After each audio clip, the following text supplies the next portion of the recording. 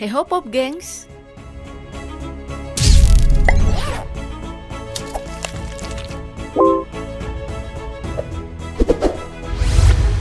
Kemampuan melahap utuh mangsa-mangsanya atau racun yang dihasilkannya membuat ular menjadi predator yang sangat disegani di alam liar selama jutaan tahun.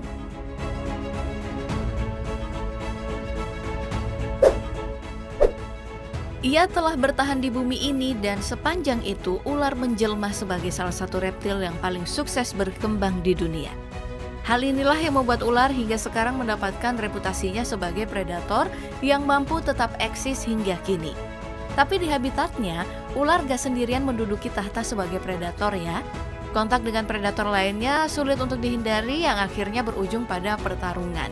Baik, penting untuk membuktikan mampukah ular dengan reputasinya sebagai predator tangguh di alam liar melawan predator daratan.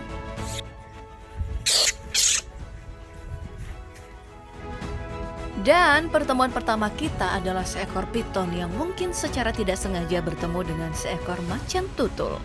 Piton memang lambat dan itu harus diakuin ya, tapi lilitan kuatnya harus diwaspadai. Piton sebenarnya nggak ingin berkonfrontasi dengan macan tutul. Hanya saja di video kali ini macan tutul terlihat mengintervensi yang membuat pitonnya jadi nggak senang. Dan pertarungan pun terjadi. Di sini macan tutul terlihat terpojok. Tapi tunggu, kita harus mengakui naluri membunuh dari macan tutul karena nyatanya ia bisa membalikkan keadaan. Bahkan membuat piton gak bernyawa. Sebenarnya dalam banyak pertemuan harus diakui jika macan tutul lebih unggul, meski bukan berarti piton tanpa perlawanan. Serangannya tetap mampu membuat macan tutul kewalahan. Hanya tetap saja hasilnya sang piton berakhir menjadi mangsa.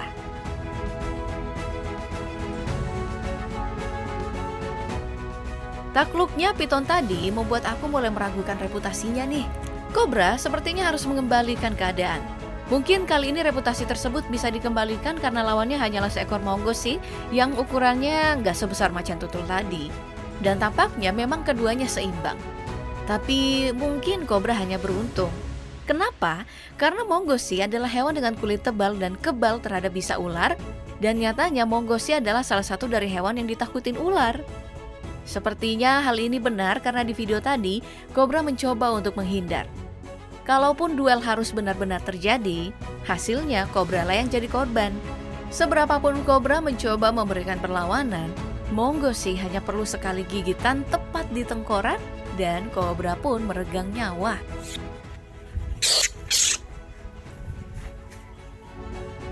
Beberapa predator mungkin terlalu tangguh bagi ular dan mungkin para ular tidak didesain untuk bertarung dengan sesama predator. Tapi jika itu bicara tentang mangsanya, ular akan selalu dominan. Seperti halnya dalam memangsa monyet. Lilitannya baru akan benar-benar mematikan. Puluhan bahkan mungkin ratusan monyet gak akan berani menghadapi piton yang udah mengunci mangsanya. Tapi nih ketika seekor monyet menghadapi seekor kobra, pertarungan seimbang justru terjadi di antara keduanya. Ini karena masing-masing memiliki kecepatan yang cenderung sama. Serangan kobra emang secepat kedipan mata, tapi itu nggak cukup untuk mengungguli kecepatan monyet dan kebanyakan pertemuan keduanya pun berakhir imbang.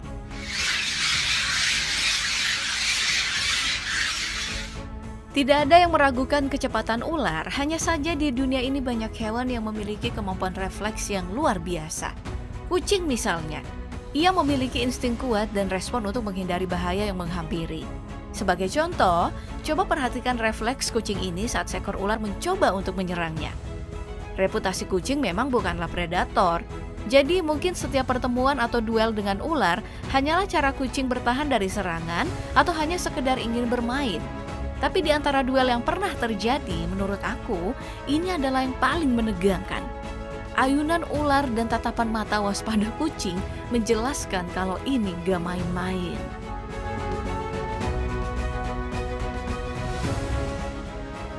Memilih lawan atau mangsa adalah perkara yang harus benar-benar difikirkan sama ular.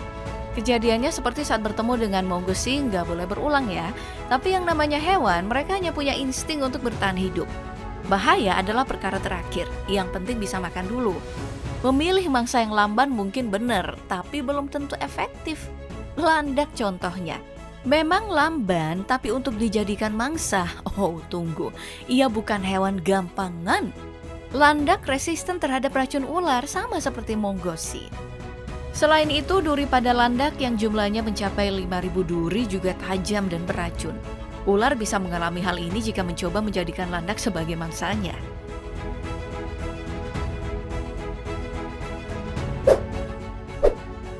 Nah, dalam pertarungan di daratan aku simpulkan ular nggak dominan. Ada banyak predator lain yang masih lebih tangguh dari ular.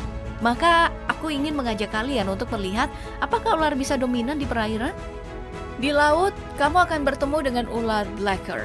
Jika kalian menganggap black mamba atau ular derik adalah yang paling berbisa, kalian keliru. Nyatanya blacker adalah ular yang paling mematikan ketimbang ular lainnya, bahkan 100 kali lebih mematikan. Selama paling tidak 400 juta tahun, ikan yang hidup di laut berusaha menghindari ular beracun ini. Tapi mungkin gak berlaku sama hiu ya. Dalam sebuah rekaman video, tampak blacker ini lebih memilih menghindar dari serangan seekor hiu besar. Ini emang sulit bagi ular blacker karena secara ukuran ya jauh. Jadi memilih untuk menjauh dari hiu adalah pilihan yang tepat.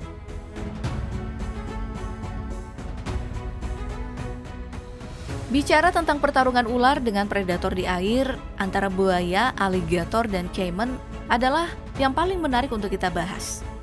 Anaconda adalah predator yang dominan di perairan Amazon. Hewan apapun yang bertemu sama anaconda adalah mangsa. Meski itu adalah caiman, jenis buaya paling besar di Amazon. Kalau kamu menganggap caiman adalah yang unggul, tunggu sampai kamu melihat video ini. Viste que ya no está así, ya está. No, está tratando de sacar la cabeza de... ¿Tú no quieres agarrar el lado? Vamos a comer. Después tómate una provecho. Sementara di video lain, anaconda justru yang tidak berdaya dengan ekor di mulut caiman. Tapi jika dilihat dari ukurannya, wajar jika anaconda tidak mampu mengimbangi caiman. Hal ini juga berlaku saat piton bertemu dengan aligator. Meski aligator adalah salah satu pemilik gigitan terkuat, tidak cukup untuk menaklukkan piton dengan mudah. Tapi jika yang dihadapi adalah aligator dengan ukuran kecil, piton akan dengan mudah menelannya hidup-hidup. Antara piton atau anaconda melawan spesies buaya, pertarungan hanya pada persoalan siapa yang lebih besar, maka ia akan mendominasi.